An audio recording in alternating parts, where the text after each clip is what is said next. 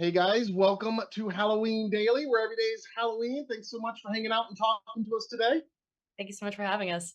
Yeah, thanks for having us. Well, I love this movie. In a violent nature. I watched it again this week. I watched it a couple weeks ago the first time, and I wanted to rewatch it again ahead of this conversation because it's just awesome. And obviously, we love our slashers here at Halloween Daily. It always makes for good holiday viewing for us all year round. It's Halloween, of course. So, but I wanted to ask you guys, first of all, are you slasher fans, and what genre influences might have inspired you that you wanted to lean into in your prospective performances?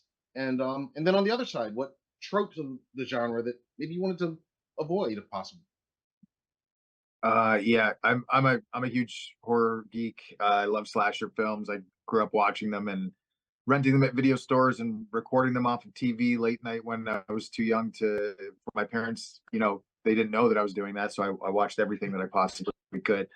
Um, and yeah, just creating a new character that it has a lot of nods to all the classic characters, and there's definitely inspiration. But then trying to amalgamate all these different aspects and create something new and unique for Johnny.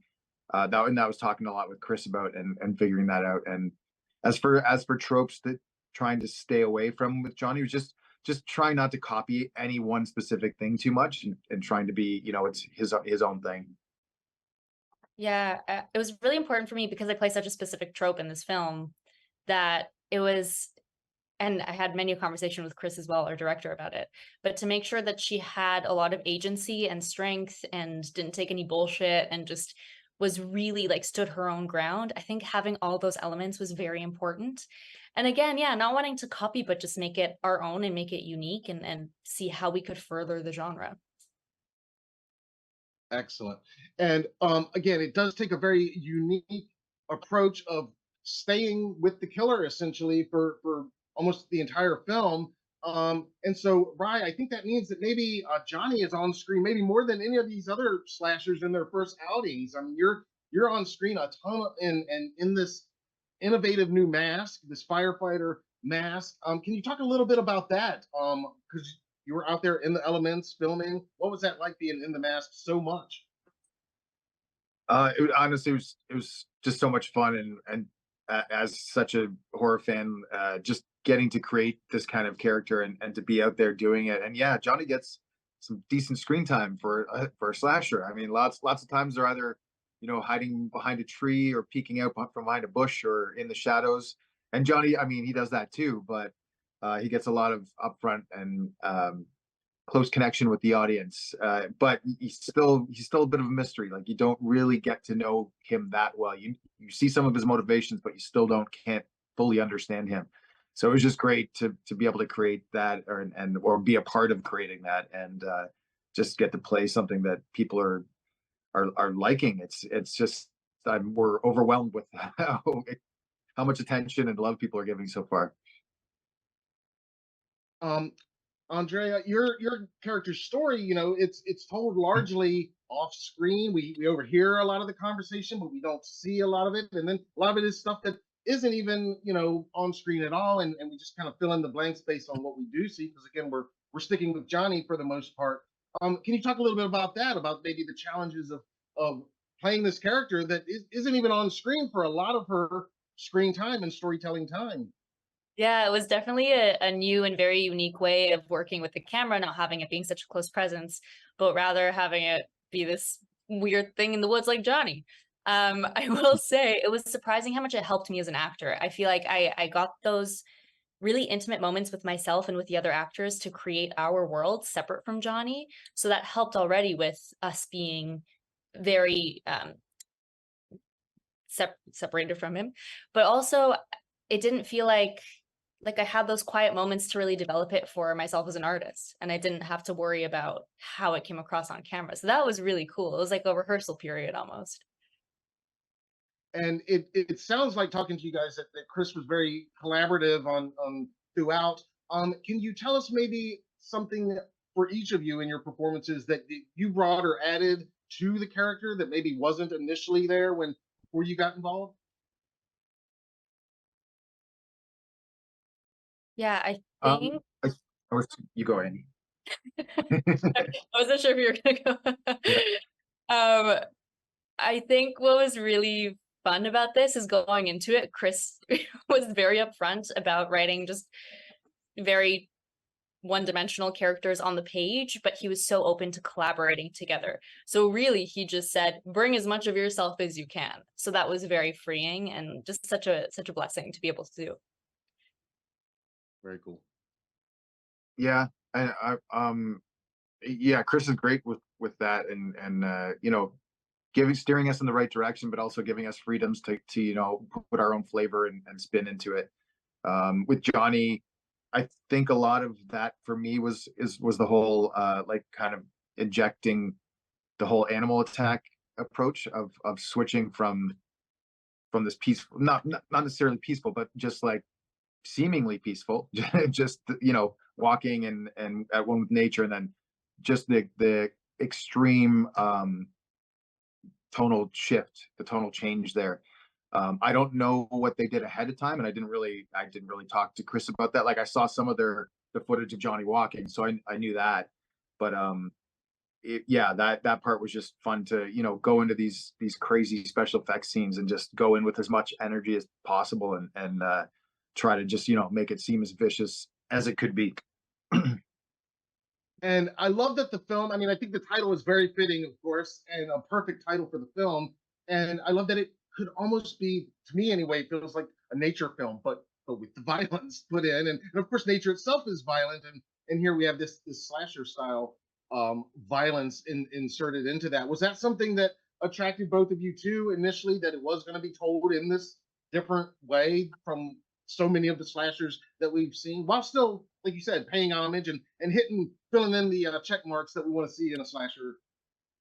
Yeah, Totally. yeah, definitely. Like when I met up with them, like when I first heard they were looking for somebody to embody a creature, I just wasn't sure exactly what that was. But then when they explained the actual concept, that's when I got really excited, because I was like, oh, this has not been done before. This is something different, and this, you can really build a character with this and have a lot of fun with it.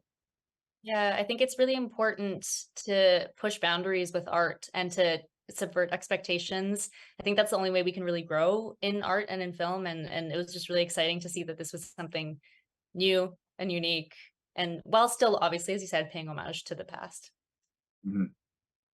And for each of you, what was the most challenging part of this project for you?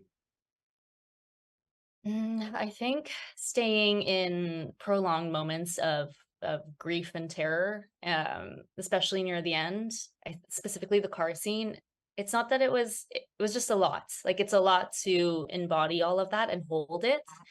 Um, but man, did it pay off. Like it was also just such a joy. Yeah, and I think like one of the things too is that I've done some work in the past as different kinds of creatures and in suits and stuff. So that kind of prepared me to, like, I knew how to go about handling that. It's just, you just have to be relaxed and as patient and conserve your energy for the moments when you need it. But probably the toughest part would have been like outside of the black flies gnawing at your eyes and all that stuff. Probably the scene going into the water. That was a difficult scene. Specifically, I had an injured leg, my knee at the time, so that kind of created a whole new aspect to deal with. But other than that, it was like everyone was there. Like we had such a great crew that were taking care of us, and great people, and all the actors were, you know, just such a pleasure to work with. So it was that, you know, that always helps everything, because it can, if you're not with the right people trying to do something like this, it can be a nightmare. And I always love hearing, you know, when making these really gruesome, violent horror movies, how much fun everybody's having on set at the same time. So, can you each tell us what your favorite memory from the set of this film was? There was one night, I think it was like 6 in the morning or something. We were having an overnight shoot and we were all delirious in the cabin. And you know that Katy Perry song that goes, "I'm wide awake, da da da da da da," and it keeps going. But we would just, I think I just sung like, "I'm wide awake" to try to stay awake. And then we started rhyming different. So someone would be like, "A big fat steak."